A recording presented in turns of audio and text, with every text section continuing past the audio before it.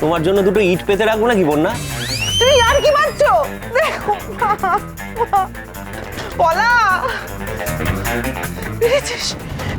বেরো তুই। কাজল, এই কাজল, নন্দিনীর জলটা তাড়াতাড়ি দে রে।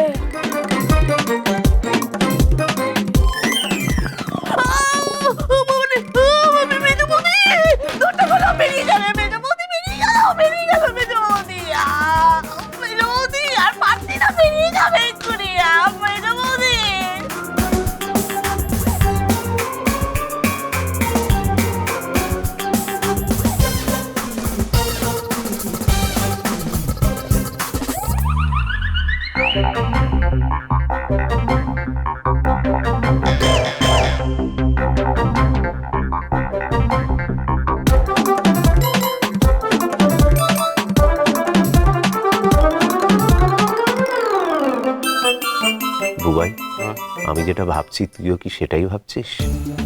আর বাবার কি আছে, তো কনফার্ম দেবিনার যেটা খাওয়ার কথা ছিল সেটাই ইরা খেয়ে নিয়েছে। সব বনবাস করেছে, কি হবে এখন জানি না। হ্যাঁ,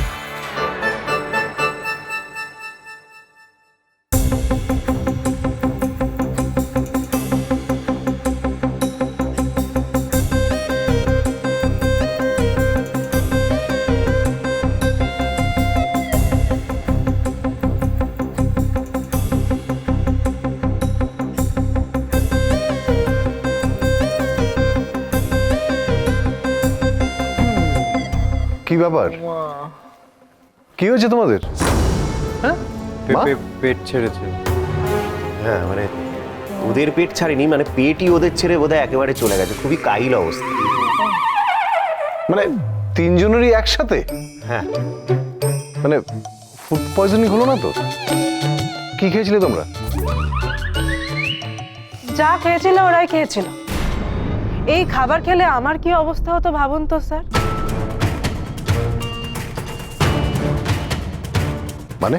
মানে আপনার এই দুই ভাই আমাকে হ্যারাস করার জন্য আমার খাবারে কিছু একটা মিশিয়ে দিয়েছিল। আর আমার সাদা মনে তো কাদা নেই না, তাই আমি বাড়ির বড়দের এই খাবারটা খাইয়ে দিয়েছি।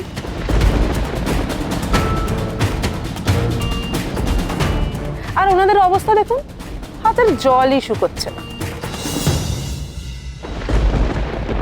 কিন্তু আই এম ভেরি সরি, আমি না সত্যি বুঝতে পারিনি যে ওই খাবারে কিছু মেশানো আছে। না না না, তুমি আর বুঝবে কি করে? ঠিক আছে ঠিক আছে, তোমার কোনো দোষ নেই গো। ও মা গো, ও মা। হোয়াট ইজ দিস ভাই? মানে আর টুবান, কি ব্যাপার বলতো? তুইও কি বাকিদের মতো তুই ছোট হয়ে গেলি বাড়িতে? সবাই কত কষ্ট পাচ্ছে বলতো? কি অলক্ষণে দুটো ছেলে হয়েছে আমার। সবাই কত কষ্ট পাচ্ছে দেখ, মা কত কষ্ট পাচ্ছে দেখ। ছি টুবান। বুবাই দেখ, বড়দা এখন ছিচি করছে। কি রে বড়দা, যখন দেবিনা বউঠানকে হ্যারাস করে তখন তো তুই কিছু বলিস না? হ্যাঁ, তখন চুপ করে থাকিস কেন? কেন চুপ করে থাকিস বল? কেন থাকিস?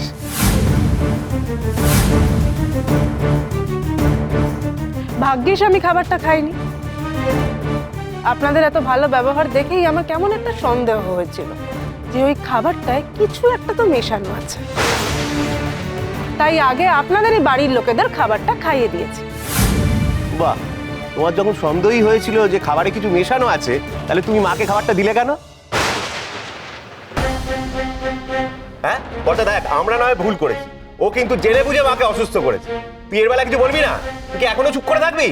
কেন কেন এইভাবে চুপ করে আছিস কেন?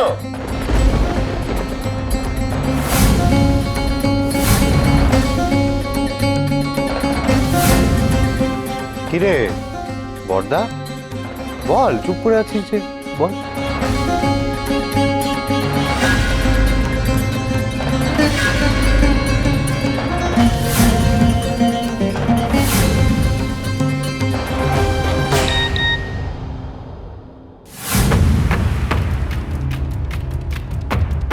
দেবিনার মেসেজ, দেখি তো কি লিখেছে।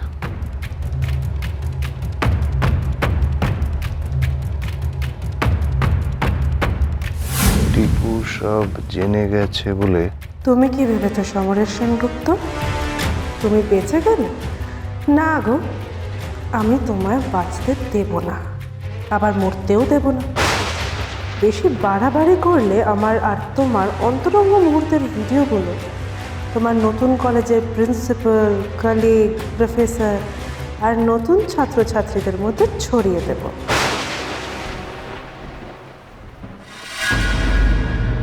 কি রে দাদা, কিছু বলবি না? বল। কিচ্ছু বলবেন না স্যার, কিচ্ছু বলবেন না।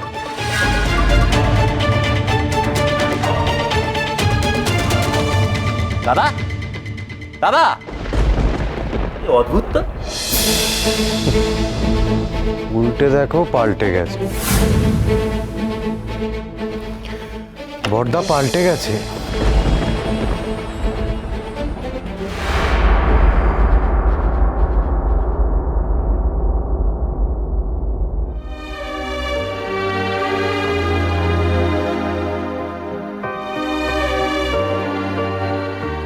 তো রাত হয়ে গেল, এখনো টিপুটার পাত্তা নেই।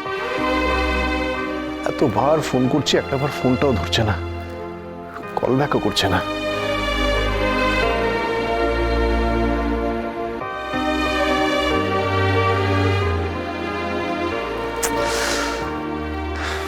এতক্ষণ ফোনটা রিংও হচ্ছিল, এবার সুইচ অফ করে দিয়েছে।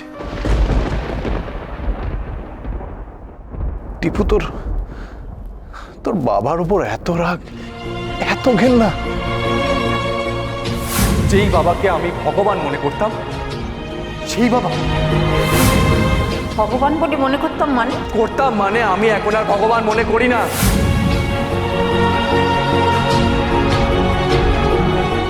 কি রে বর্দা, কি হয়েছে এখানে দাঁড়িয়ে? একটা ফোন করছিলাম রে। আমি একটু বেরোচ্ছি, বুঝলি? এই ওষুধগুলো নিয়ে আসতে হবে মা মেজ বৌদিদের জন্য। এইভাবে যদি ঘর বাথরুম চলতে থাকে তাহলে তো মুশকিল না? অলরেডি সবার কাহিল অবস্থা, আর সব থেকে বেশি চিন্তা মাকে নিয়ে। এত জল ঘাটছে, ঠান্ডা ফান্ডা লেগে যাবে। তাছাড়া এই শরীরের যদি অবস্থা হয় তো ডিহাইড্রেট হয়ে যাবে। হ্যাঁ, ওষুধ দেওয়াটা তো দরকার। সেই জন্যই আমি ওষুধ আনতে যাচ্ছি। কিন্তু তুই এখানে কি করছিস এখন এই সময়? একা একা কারোর জন্য অপেক্ষা করছিস মনে হচ্ছে। বুবাই, টিপুটা বাড়ি ফেরেনি রে এখন। আমার খুব চিন্তা হচ্ছে ওর জন্য। কোথায় গেছে? এত রাত অব্দি খাওয়া দাওয়া করেছে কি করেনি? তো একটা ফোন করে নে। ফোনটা করলাম তো, ফোন এতক্ষণ রিং হচ্ছিল, এখন সুইচ অফ করে দিয়েছে। কি অবস্থা? হ্যাঁ, তোর কি অবস্থা? হ্যাঁ বর্দা, ভাব টিপুর চোখে তুই কোন জায়গায় গেছিস ভাব। টিপু তোর ফোন তুলছে না, টিপু ওর বাবার ফোন তুলছে না।